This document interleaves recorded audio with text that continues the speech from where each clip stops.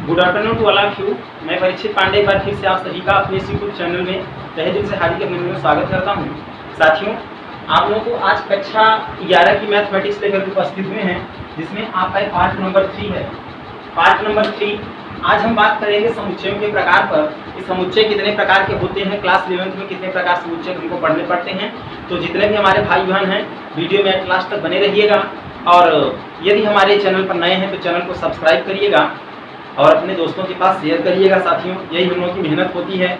तो चलिए हम बात करते हैं समुच्चयों के प्रकार पर।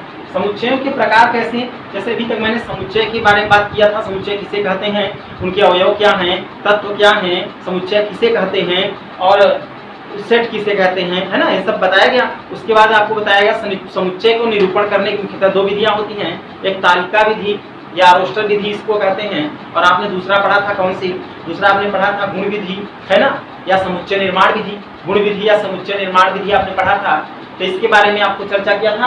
आज हम चर्चा आप लोगों से करेंगे समुच्चयों के प्रकार। साथियों, कमेंट्स के माध्यम से जरूर बताइएगा कि आपको हमारी वीडियो कैसे लगी, आगे का क्लास आप लोग लाइव लेना चाहते हैं कि नहीं। ठीक है, समुच्चयों के प्रकार। तो ध्यान रखना, समुच्चय मुख्यतः आपकी कक्षा 11 में आपको 10-12 प्रकार पढ़ाए जाएंगे, जिसमें सबसे पहला आपका आता है रिक्त समुच्चय। सबसे पहला आपका आता है रिक्त समुच्चय। कौन सा? रिक्त समुच्चय। रिक्त समुच्चय को अंग्रेजी में कहते हैं नल सेट। Null set. ठीक, रिक्त समुच्चय। रिक्त समुच्चय जो होता है साथियों, रिक्त समुच्चय को जरा सा समझिए। जो रिक्त समुच्चय होता है इसे किसे कहते हैं? ऐसा समुच्चय जिसमें अवयवों की कोई संख्या न हो, अर्थात ऐसा समुच्चय जिसमें अवयवों की संख्या रिक्त हो, अर्थात उसके अंदर कोई भी अवयव न हो, इस प्रकार के बने हुए समुच्चय को क्या कहेंगे? रिक्त समुच्चय। ध्यान से सुनना साथियों, ऐसा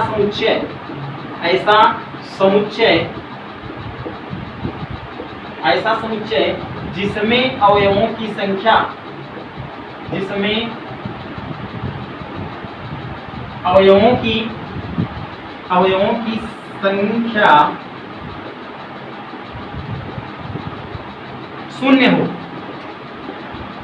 शून्य हो, उसे क्या कहते हैं? उसे आप कहते हैं साथियों रिक्त समुच्चय।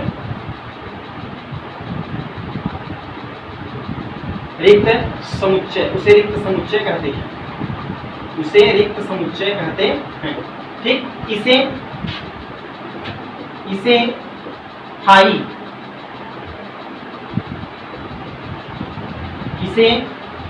से प्रदर्शित करते हैं।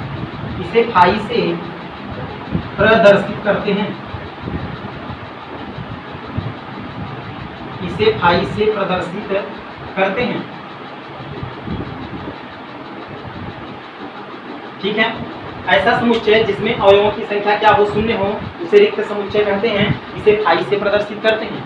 समझ गए? या नंबर ऑफ, या इसको ऐसा भी कह सकते हैं कि इसको नंबर ऑफ फाई, है ना, इक्वल टू कितना? 0।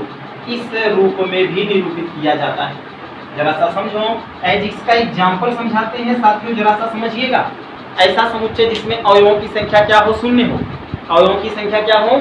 शून्य हो, उसे क्या कहेंगे? रिक्त समुच्चय। तो चलिए हम इसका उदाहरण देते हैं रिक्त समुच्चय का। जैसे भारत में पाए जाने वाले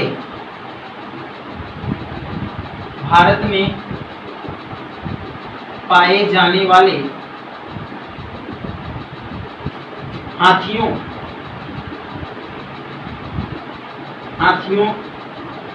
के सींगों का समुच्चय। ये बताइए साथियों, क्या भारतवर्ष में पाए जाने वाले हाथियों के सींग होते हैं क्या?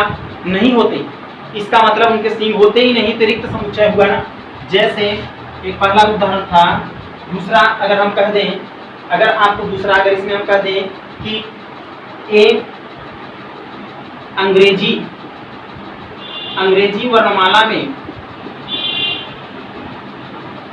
वर्णमाला में ए से पहले आने वाला अक्षर।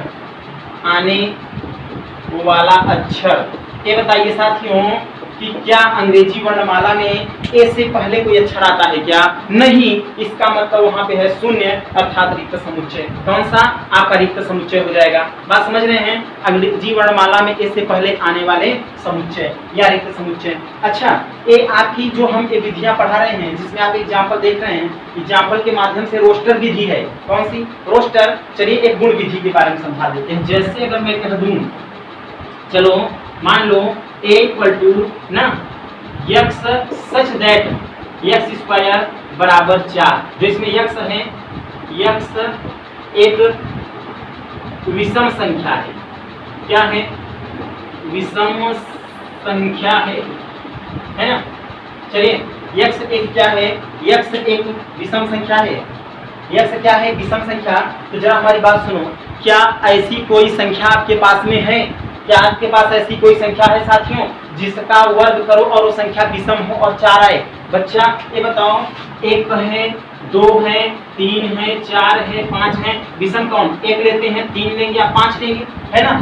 तो विषम संख्या होनी चाहिए। 1 का वर्ग करो 1 ही आएगा, भैया 3 का वर्ग करो तो 9 आएगा, क्या 4 आएगा क्या? नहीं। तो इसका मतलब x का कोई एक ऐसा तत्व तो नहीं है जिसका वर्ग करें वो 4 आए। तो इसका मतलब इसमें कुछ मिल ही नहीं रहा है। तो कौन सा समुच्चय होगा? रिक्त समुच्चय। ऐसा समुच्चय जिसमें अवयवों की संख्या शून्य हो उसे शून्य समुच्चय या रिक्त समुच्चय कहते हैं, रिक्त समुच्चय कहते हैं। इसमें फाई से प्रदर्शित करते हैं। जैसे अंग्रेजी वर्णमाला में से पहले वाला अक्षर कोई नहीं है। भारत में पाए जाने वाले हाथियों के सिंहों का समुच्चय कुछ नहीं है। x such that x square equal 4, x एक विषम संख्या है। तो भाइयों x such that x square एक विषम संख्या का मतलब यहाँ है कि ऐसी कोई संख्या है विषम संख्या जिसका वर्ग करें तो 4 आए, ऐसा हो ही नहीं सकता, है ना। तो ये आपके कौन से समुच्चय हो गए? रिक्त समुच्चय। चलिए हम आगे बात कर लेते हैं अगले समुच्चय के बारे में। ठीक, तो साथियों हम आगे की ओर बात करते हैं एकल समुच्चय की। एकल समुच्चय किसे कहते हैं? पहला आपने पढ़ लिया रिक्त समुच्चय, दूसरा आपका है एकल समुच्चय। ठीक है, एकल समुच्चय का मतलब ये है ऐसा समुच्चय जिसमें अवयवों की संख्या केवल 1 हो। इस प्रकार के बने हुए समुच्चय को क्या कहेंगे? एकल समुच्चय कहेंगे। समझ गए? एकल समुच्चय परिभाषा हम लिख दे रहे हैं, जरा आप लोग नोट करेंगे। ऐसा समुच्चय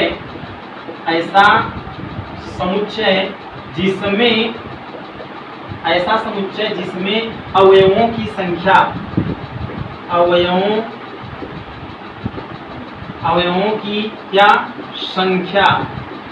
ऐसा समुच्चय जिसमें अवयवों की संख्या क्या हो? 1 हो। क्या हो? 1 हो। उसे क्या कहते हैं? उसे कहते हैं साथियों एकल समुच्चय। एकल समुच्चय कहते हैं उसे। क्या कहते हैं? एकल समुच्चय कहते हैं। ठीक, जैसे हम कह सकते हैं एकल समुच्चय में एज एग्जाम्पल के तौर पर साथियों ध्यान रखना, जैसे a है, a का कोई अवयव है यहाँ पे a, स्मॉल a, ये बता एकल समुच्चय है ना। जैसे मैं कह दूँ b, इसका कोई एकल समुच्चय मान लीजिए आपका है 5, है ना। तो क्या एकल समुच्चय नहीं है? ऐसा समुच्चय जिसमें अवयव की संख्या केवल कितनी हो? 1 हो। इस प्रकार के बने हुए समुच्चय को एकल समुच्चय कहते हैं। जैसे अगर कह सकते हैं हम, मान लीजिए कोई है s इक्वल टू, है ना, x सच दैट x यहाँ पे अगर मैं लिख दूँ x सच दैट x, और इसमें कह दें कि ये है सहभाज्य संख्या। क्या कह दें? सहअभाज्य संख्या। x सच दैट x एक सम संख्या है। क्या कहते हैं? सम संख्या है। ठीक, ये भी आपका हो गया। एकल समुच्चय कैसे होगा भाई? अगर इसको आपने गुण विधि से दर्शाया है, गुण विधि से नहीं, अगर आप तालिका विधि से अगर इसको दर्शा दो, ठीक है, तो क्या कर सकते हो? क्या कर सकते हो यार? s इक्वल टू हो जाए बेटा एक सम संख्या, इसका मतलब 2, है ना। एक सम संख्या ले लो, कोई 2, 4, 6, 8, 10 कोई एक नंबर ले लो, ये सम संख्या हो गया। जैसे एकल समुच्चय, जैसे आपका अगर एकल समुच्चय की, अगर इसमें एकल समुच्चय है, अगर एकल समुच्चय की बात किया जाए तो भारत के असम राज्य में पाए जाने वाले जो गैंडे होते हैं, भारत के असम राज्य में पाए जाने वाले गैंडों के सिंहों का समूह, है ना। कह सकते हैं कि भारत के असम में पाए जाने